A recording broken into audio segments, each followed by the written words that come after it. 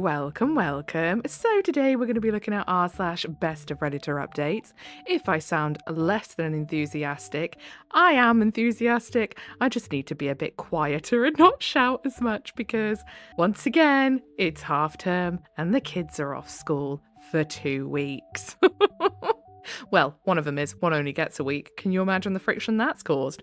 Anyway, if you feel like checking out Best of Redditor Updates with me today, then please do stick around and enjoy. And don't forget to like and subscribe, please, thank you! Okay then, so what kind of tomfoolery do we have today? Direct Caterpillar 77 is the one who shared it into the subreddit for us, and the title for this one is Went for a Tyre Change, Found a Tracker Under My Car. Yikes. Placed by my roommate. Oh, extra yikes. How do I go about this? Move.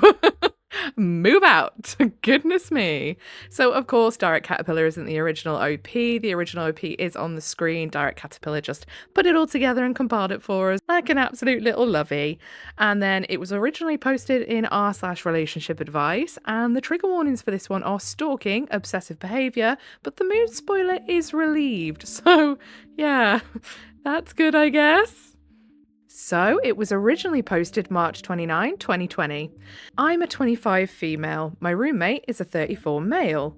I moved to a new town last year, only knew one person, stayed with her for a bit until I found a house to rent, but I needed a roommate. She introduced me to a guy she worked with who also needed a roommate because he just got a divorce. I met him first, didn't get weird vibes, seemed nice enough.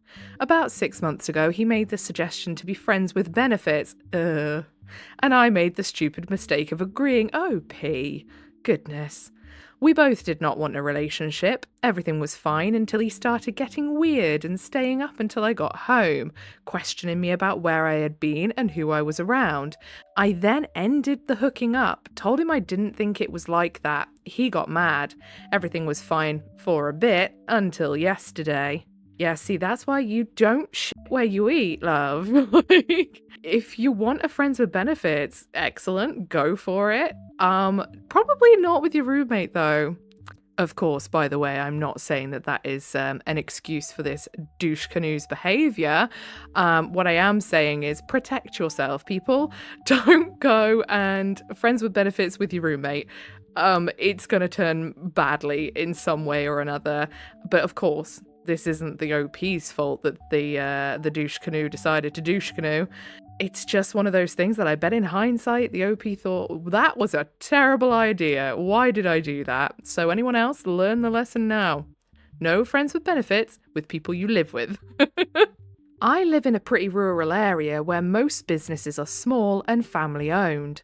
Since not a lot of people are getting out, I decided to go ahead and get some new tyres and support a mechanic shop I go to, since I doubt they're getting regular business at the moment. Ah yes, this was during the end times. I'm there waiting when the guy comes over and tells me that he wants to show me something. I'm like, okay. We go over to my car and he bends down and points under a black box. He asks me if I know what that is and tells me that it's a GPS. It took me a second to understand the implications of a GPS being under my car. I was like, so someone put it there? It's clear I have no idea why it's there, and he got actually concerned and told me if I didn't know, I needed to find out. I feel so creeped out because I have no friends here. The friend I knew moved away. I only know some people at work, but we're not friends, and it's been hard to meet people. There's no way a GPS would be on my car unless my roommate put it there. Now I'm freaked out in a way I've never been before, and I can't move out. I'm scared to ask him about it. I have no one to stay with, no family here. What do I do? Do I just ask him about it outright? I left the GPS there because I don't want him to know I know at the moment. What do I do? That was smart to leave it on the car because, yeah, when you are quite stuck and you don't have somewhere that you can immediately run off to, you don't want to alert them that you know and that the jig is up, because that can be when they turn, aggressive, crazy, just start doing stuff that you don't want to risk happening. So I do think that was an incredibly smart move. If it were me, I would be begging and pleading everyone I knew. I wouldn't care how far away they lived. I'd be like, can I come back and live with you, please? I don't care if you want like all of my money, just take it. Let me be somewhere safe. And then I would get in my car, and on the way, I would stop at that mechanic again before going any further and say, take this damn thing off my car. And then I would hightail it out of there, and I would not stop driving until I was very far away. That is assuming that the OP has family that lives far away, which I'm assuming they do, or at least friends that live far away, because obviously they've said they have no friends anywhere near. So yeah, that is what I would do. How scary though. Oh. Awful, awful. What a horrible thing for that OP's roommate to do. Relevant comments. Lolpolhole says, that is really creepy. Start planning your exit. Document everything. Yes, and that as well. Document everything. And then Scribbles says, I would be concerned there are cameras in your bedroom and bathroom. Honestly, I would not feel safe to return home. I would immediately call the police and file a report. There are devices that you can get from a spy store that can scan for the frequency of hidden cameras. A spy store? Is that something you have over wherever this post was written from? What? Would that not just be like a tech store? I don't. Is a spy store really a thing? Is that actually a thing? I don't think that's a thing here. I could tell you that much for free. That's crazy. But I would not even waste my time with that. My peace of mind would be worth a terminated lease and breaching contract, which a police report would help you in civil court should you have to go. Run, do not walk to the nearest exit. Yeah, that's a good point, actually. If it is a point of not wanting to break the lease because of the legal consequences and financial consequences, if the OP reports this to the police, then hopefully that can be a good enough reason when the inevitable legal backlash comes to be able to go, look, this is why I had to break the lease. I was not safe. Commenter. Be specific as to how you know, not what you think or believe, but what actual proof you do have that your roommate put the GPS on your car. What I read is that some guy found something on your car. OOP. It's a small magnetic tracking device. Who else would it have been? I know no one, and this place is too rural for any kind of crime organisation like stealing cars. No one would steal my 7-year-old car anyway. Yeah, and I mean, let's be honest, let's put 2 and 2 together here. The OP's having issues because they've called off this friends with benefits thingy with the person who wanted the friends with benefits situation thingy. I hope you can't hear me rustling around, by the way. I'm trying to tie my hair back to hold my glasses up. Any glasses wearers who wear them like all day will understand me when I say they start to hurt towards the evening on the back of your head. So what I do is I tie my hair up in a way that kind of holds the arms up and out a little bit so that it takes the pressure off, because oh my goodness, it doesn't half start to ache on the back of my ears. It's horrible. Anyway, getting sidetracked. Yeah, it's not hard to put 2 and 2 together and figure out that this guy is acting weird since she called off the friends with benefits thing. Who else is it going to be? And especially because the time that this was written was when everything was shutting down. No one's really going anywhere. Anyway, maybe the car dealership put it there. Oh yeah, put it there just to point it out and not charge extra for pointing it out. Why would they do that? I own it. I've had it about... Oh, the car dealership, not the mechanic. I get it, I get you. Brain was not working there. I own it. I've had it for about 7 years since I started college. Paid for it in cash outright. I feel like those commenters are like, oh, maybe there's a logical reason, are just really trying to help the OP to feel better. But let's be honest, when it comes to something like this, you've got to take the most brutal ideas of what it could be into account first and foremost, because it's your safety that's at risk at the end of the day. And people might say, oh, that was a bit dramatic, but I'd rather be dramatic and be alive. And I'd rather be dramatic than be assaulted, you know? Anyway, update March 30th, 2020, next day. Update, Kind of. I'm going to put them here. I'm still reading through the comments, thank you guys. There's really great advice I'm going to follow. PSA, I bought my car brand new 7 years ago and paid for it in cash. I've never owed anything on it. So, last night I decided to subtly pack my things and plan on making the drive at some point today back to my hometown. He works during the day, but I work from home because my office is closed until at least this summer. I realised I could probably fit all my stuff in my car, and since my lease ends in May anyway, so I'm just moving out. The only furniture that's mine, and not the landlord's or his, is my bed, and it's old, so I think I'm just going to leave it here. Yeah, I'd rather buy a new bed. Any day. I really need to fix my posture when I record these. I always sit like a shrimp with pretzel legs. And then I wonder why everything starts to go numb halfway through recording.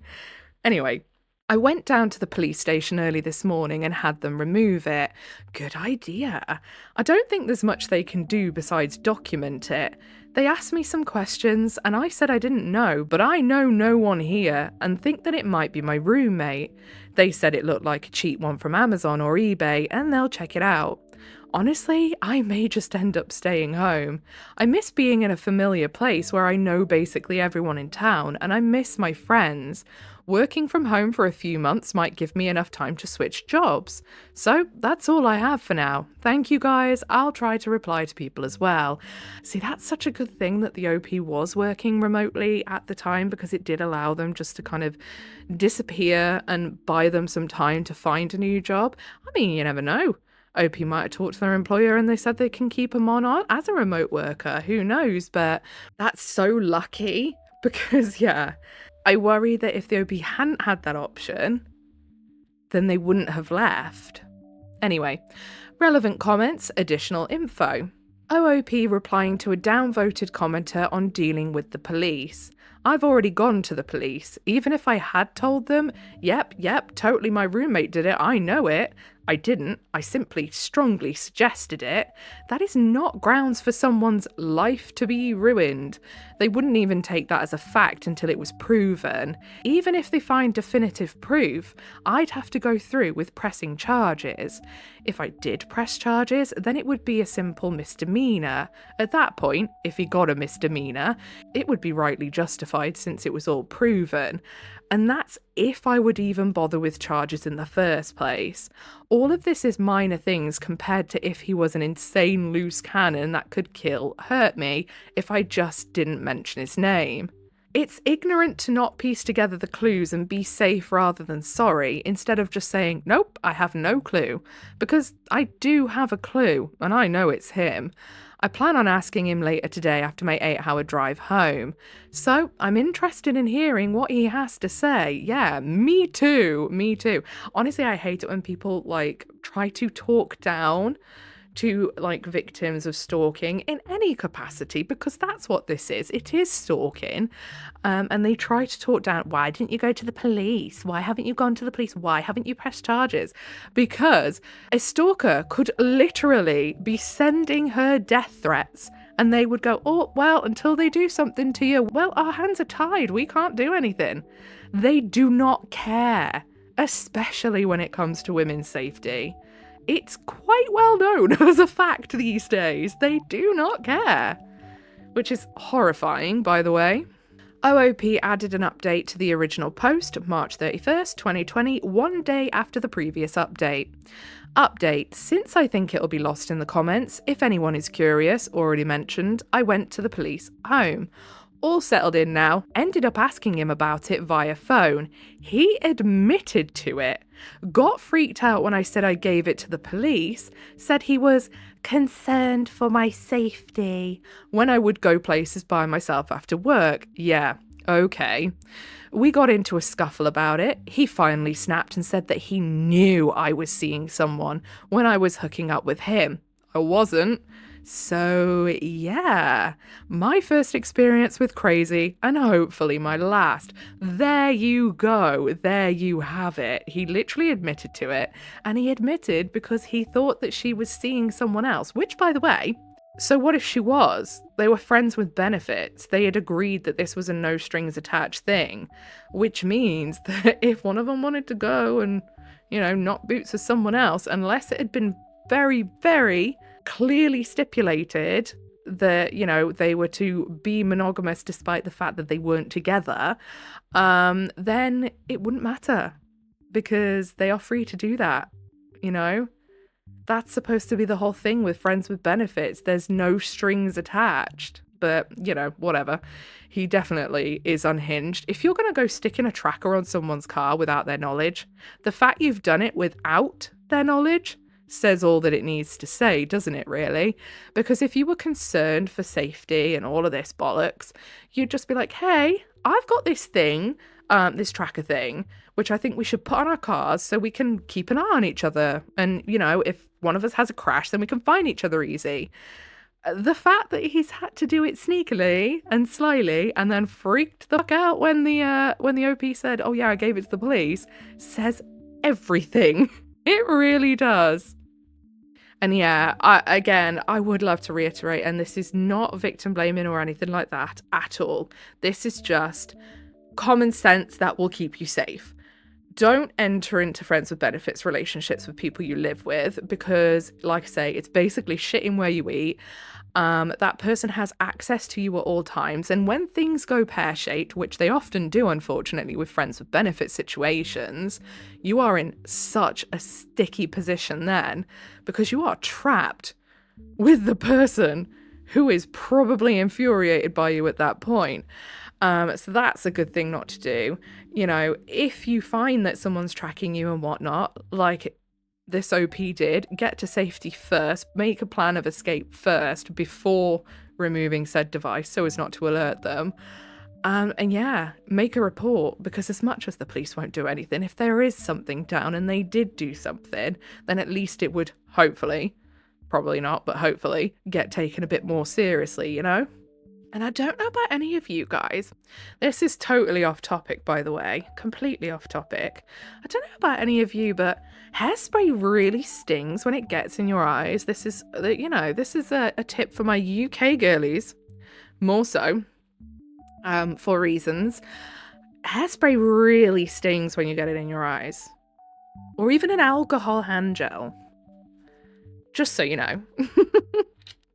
So, down in the comments, Gwynazin quotes the OP saying he admitted to it, got freaked out when I said I gave it to the police, said he was concerned for my safety. Yeah, dude, we're all very concerned for her safety too. Literally. And then Brown Sugar Bear said, did y'all clock the date of the post? The world was on the brink of shutting down. So glad she got out when she did, honestly, because I don't know how the lockdowns worked everywhere else. I can only talk for the UK, but we basically spent the next 2 years in and out of lockdown, and in lockdown more than we were out of it. It was a lot. We were all trapped. And then Silly Real says, not on the brink, it was already shut down by the end of March. Notice her job is work from home because the office is closed until at least summer. Back then, people were hoping things would be all right after the lockdowns in spring. How stupid we were. This is one of those situations where the plague actually made it easier to get out because she could work from her hometown instead. Honestly, in a really messed up way, it really did help her that all these lockdowns were going on, didn't it?